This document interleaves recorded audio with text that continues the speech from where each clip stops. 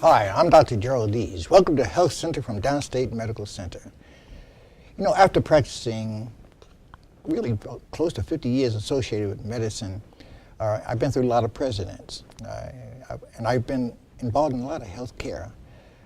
In fact, I practiced right out of my home for 40-some years of that, and had to take care of the indigent, the people who didn't have insurance and things like this, and kept my prices to a point where, and I'm in internal medicine, that people could afford my services.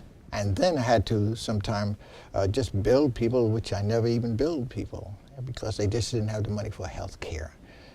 And in our area was health problems, everything from the food they ate to the living conditions they were in and things like this. And yet I couldn't see enough black physicians fulfilling this space because blacks were not welcome into medicine all the way through the time I entered medical school, where there was only 2 blacks in my class here at Downstate Medical College. But throughout the country, they had to go to Meharry and Howard University and other places for medicine, and mostly they had to go overseas. They went to Mexico, they went to France, Belgium. A lot of my friends went over to those schools, passed the test, came back here and passed the medical boards and things like that, and did wonderful work in medicine. And yet they couldn't do it here in this country. And so today we're going to talk about this man looking so kind of like sad, you know. And here he is the only president that really has gone out of his way to make sure the indigent and the poor and those who did not have insurance make it. We have here to discuss this morning a partner of mine here at Downstate Medical Center, Kevin Antoine, Esquire, lawyer, Indian chief. I'll let him introduce the rest of what he's doing here at Downstate. He's been with us for a while now, but things are changing here on this planet here. Welcome. Thank you, Dr. Deas. Now, Antoine, I'll call you Kevin if you don't mind. You can call me Jerry. But just give us just a broad background of your work that you have been doing before becoming the diversity officer here at Downstate Medical Center.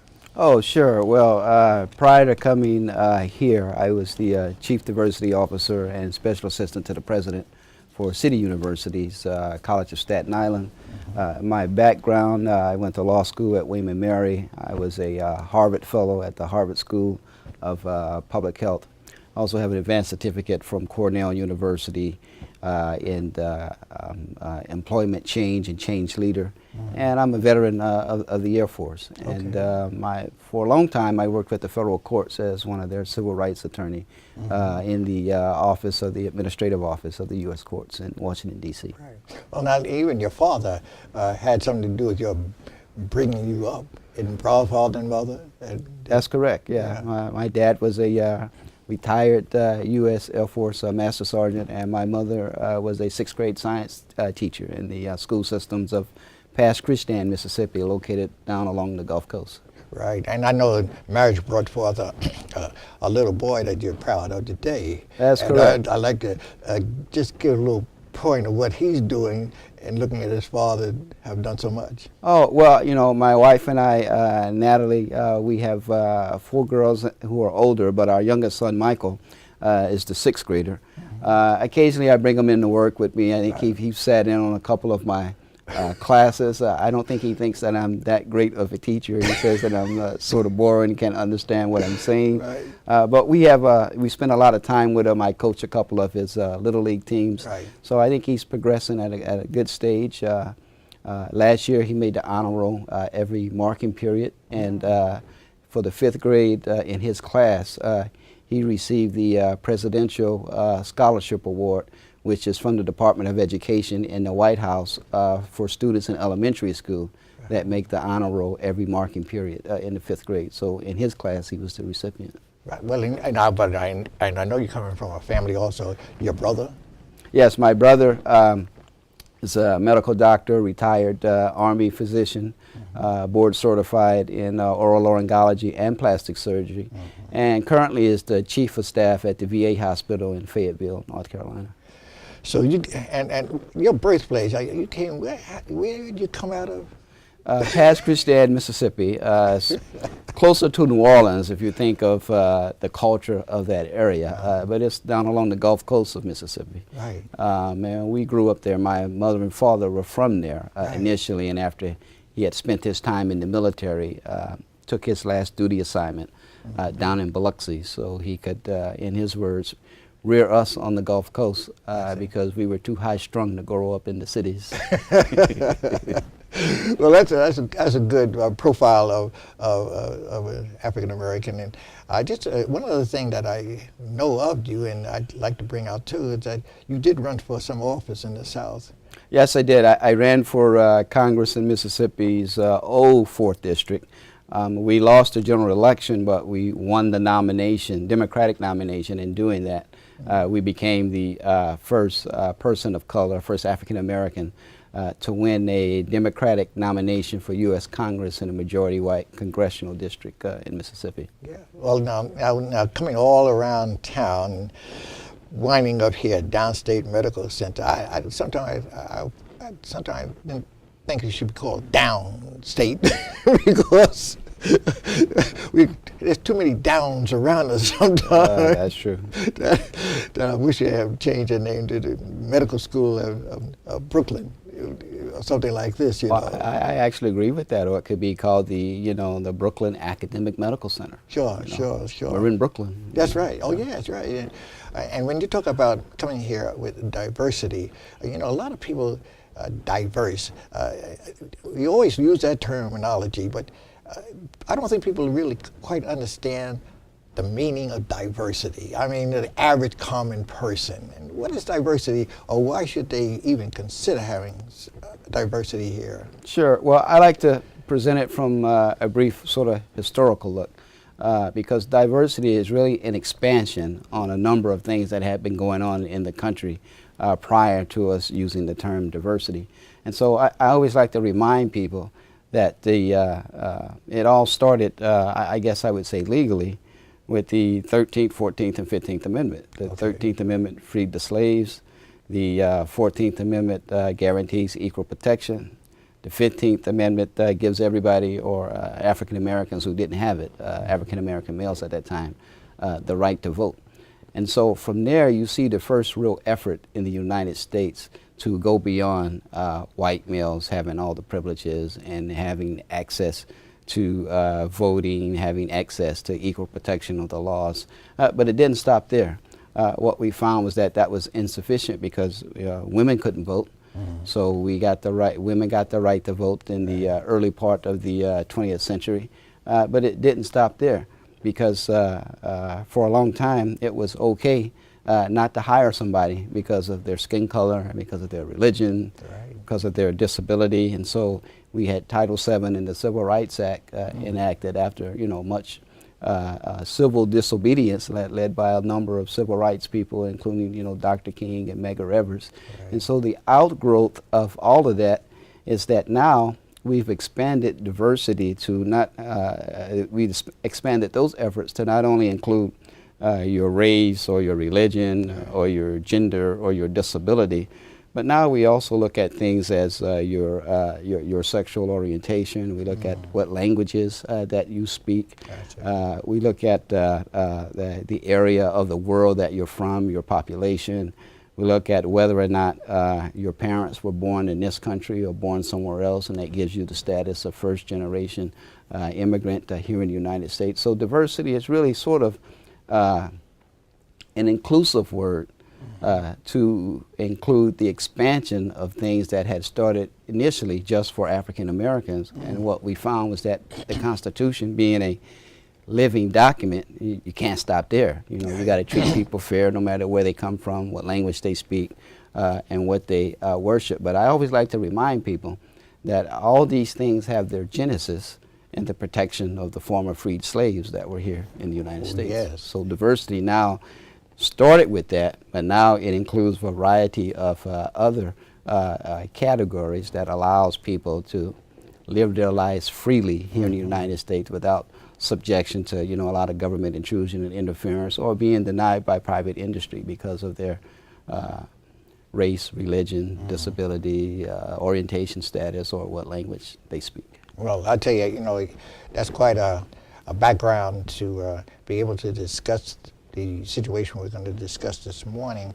And we're not talking about just diversity in healthcare, but diversity just in general. And I know that when I look at the medical schools throughout the United States, there's a lack of African American in medical school and so forth. And when I came here in 1958, there was only 2 blacks in my class, and 50 years have passed. There's 2 blacks in this class that came in. That's 50 years of males. And I'm finding that how can we have good medical care if we don't have the races involved in learning medicine and so forth? We're brilliant people. So, but getting off of that, I like to get into a thing that in 2010, when Barack Obama put out his health reform, just think now, here it was, all these years, nobody was reaching out to poor folks to get good medical care. I wrote, and he sent me this letter back from the White House at that time in 2010, and here it is 2014, and they have nerve enough to have him looking like this, saying that he must feel sorry. This is not a look of sorrow. This is a look of frustration of where people do not want to give everybody their due who's a citizen of the United States and a non-citizen of the United States. And so therefore, I just want to read the first thing here. It says, "Dear Dr. Deas, thank you for writing. After a century of striving, after a year of debate, and after a historic vote, health care reform is no longer an unmet promise to the American people. It is the law of the land." That it is. Right? When you speak of the law of the land in health, how do you define that in a sense? Well, the Healthcare Affordability Act was passed by Congress. It was signed by the President. It became the law of the land. There were a series of challenges to that law brought on by the attorney generals of a lot of different states, challenging portions of it. We won't get into the specifics unless you ask some questions. But basically, it went through the federal court system all the way through the Supreme Court, and the United States Supreme Court, the highest court in the United States, agreed that the law is the law of the land, and therefore, from that aspect of it, I don't see what other challenges they could mount against it. Not legally, they can't take it back to court because the Supreme Court has ruled on it. So basically, what you have is the only way to actually change any law once a court has ruled on it is that you can go back and pass some additional language to the law, or you can go back, when I say go back, the Congress can go back and sort of repeal sections of the law, of the old law. But to do that, you would need a majority of both houses, and you would need the president then to sign off on it. Right. So you could say, for instance, for some unexplainable reasons, the Republicans in the next cycle control both houses, the House of Representatives and the Senate, and they pass through both houses a law to repeal the Healthcare Affordability Act. It can only become law if the president signs it. I see. He's not going to sign any law repealing the most significant piece of legislation in this early century. So when you look at it from that aspect, what we basically are hearing then is just a lot of noise for nothing, because even if they were to get the votes to pass it in both houses of Congress, the president is never going to sign off on a legislation to repeal the law that, we've waited over 100 years to be enacted.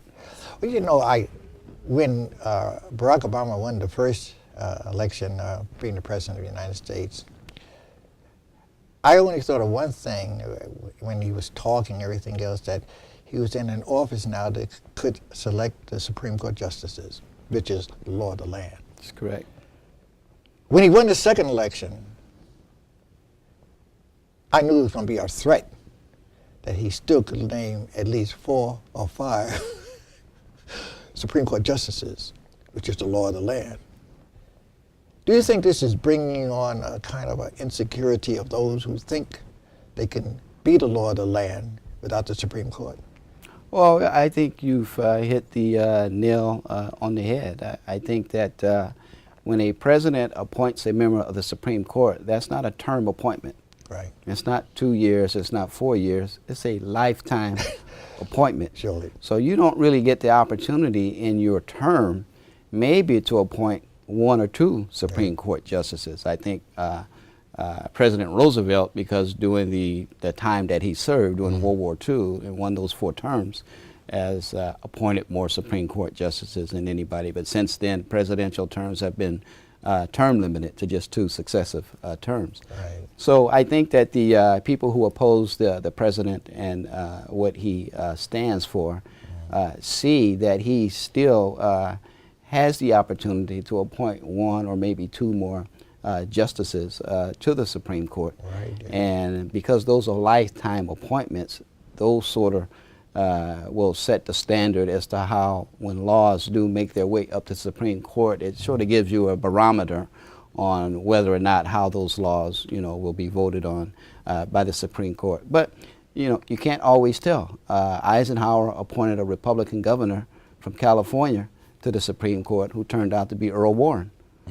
Probably one of the most progressive Supreme Court justices in the history of the country. Surely. So you never know how it's going to turn out, but it gives you a good barometer to gauge that when certain social legislation or social laws that are being reviewed by the Supreme Court, it gives you a barometer of how the court may vote on that when it comes to it.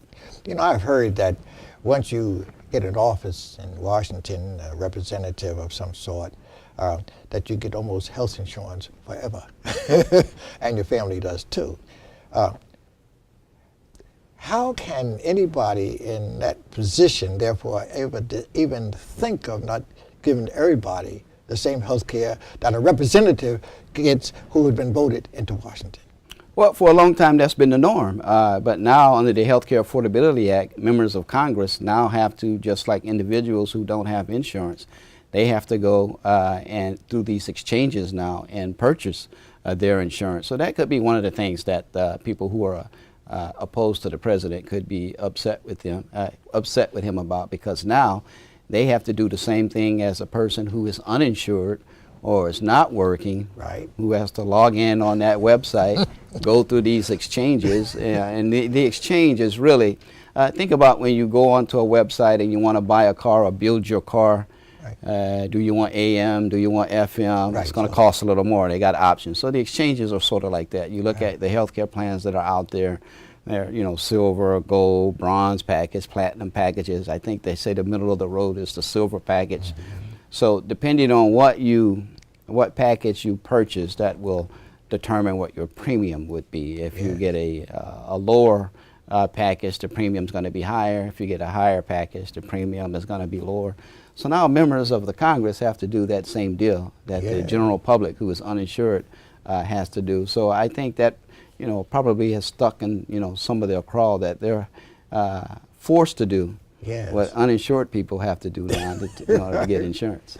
Well, I received Medicare even myself, and it's worked very well. I mean, just as an average citizen, I didn't get a special Medicare. Medicare covers everybody, and covers all diseases, diseases that they've had and things like this. We don't know all these things. Right now they're trying to correct this kind of thing by giving better health services, but the health service is not reaching the average person. I can only tell you this from the standpoint, when I walk through clinics, and I see hordes of people sitting up in clinics and with their coats on, almost. And they're not a welcome group looking people.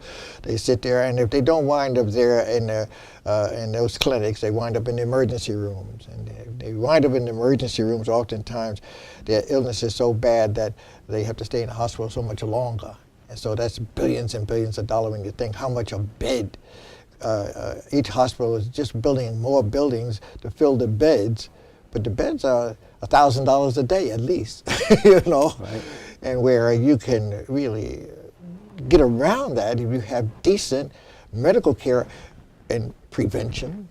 And we don't have enough prevention going on. You see little slips here and there on television, but I'm talking about changing of laws where you can't produce something if you know it's harmful to the public. Right. I don't care if it's injecting a cow with a bovine vaccine or changing a crop by changing the DNA, not knowing what the DNA of that crop will do to the DNA of a human being, right. you know, and things like this. And we're just letting these things go on by like it's we'll see what happens in the next 10 or 20 years when we do these kind of things. And what do you think about these kind of laws that affect us in that kind of healthcare? Well, pick it up on the last one that you mentioned first, where they're doing the genetic changing of certain types of vegetables and crops and that sort of stuff to help, I guess, feed areas where there's massive starvation.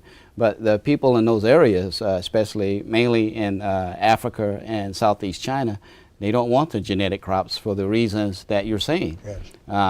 They've done a 10-year study of how the crops act. Right. But they haven't done any long-term studies of how the change of the DNA in the crops may affect the DNA in human beings. Right. And so you can say what you want about a lot of the poor third world nations, but they seem to understand that they don't want that food that's been made in the laboratory. If you're going to feed us, give us the means to produce our own regular food products, and we'll eat that. And also about the healthcare not going out, reaching out into the community. One of the things that the Healthcare Affordability Act addresses is the number of visits that one patient can make to an hospital. It used to be before the law was enacted that one patient may come into the hospital, I don't know, 10, 15 times a month. That's right. And it would be a revolving door. But if they were indigent, the hospital would get reimbursed through Medicaid. If they were elderly, they would get reimbursed through Medicare. Right. So it was a revolving door and a revolving billing cycle. What the healthcare affordability addresses now is that patient is limited to, I think, 3, maybe 5 times a visit a month, and then the hospital has to show that the patient is being moved to wellness. You have to show some progress. Surely. They can't keep coming back in around the revolving door. They never get cured. Right. But at the same time, you're billing for each visit that happens. And then one of the other things that we talk about, what's old that's new again. It used to be a time that one of the centers of medical education in the United States was the house call. Oh yes. Right. Right. Oh, and let me tell you, that's been a major part of my practice. It's a house call. You can prevent people from going into the hospital because you can call in services. When I went on a house call, it wasn't just to take care of a cold. If I saw something lacking, for example, the toenails growing long and they couldn't wear their shoes, just toenails, I'd get a podiatrist to come in and take care of that. You know what I mean? Or if they had trouble with their eyes, they couldn't read their Bible or read or look at television, I had an optometrist, not an ophthalmologist, an optometrist to come in and reflect their eyes and give them glasses the next day. You know? So being in this, the final thing, taking care of a person, it's nothing like walking into a patient's home to change it. Because when you see what they're eating and so forth, and you can teach at the same time, so doctors should be teaching public health of nutrition and things like that. So when they do go on a house call, these kind of things could be taken care of. Well, yeah, they know they will learn more about the patient. Sure. And one of the things that the Healthcare Affordability Act addresses, and the new Joint Commission standard, the Joint Commission regulates accredited hospitals. Right. They have what they call a cultural competency standard. And it basically mandates hospital to know more about the culture of the patients now. Right, sure. So because once you know more about the culture of the patients or how they're living, that enables you to be a better clinician and caring for the patient. So we need to know certain things about, for instance, if a patient is a religion that is not Christian, it could be Orthodox, could be Muslim, could be Hindu.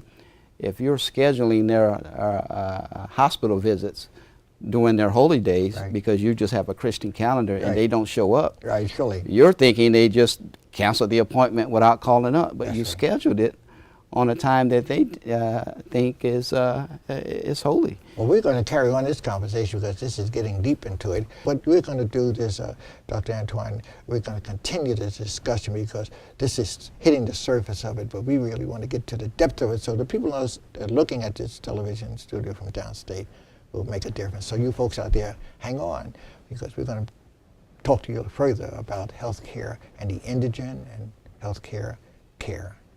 See you the next time.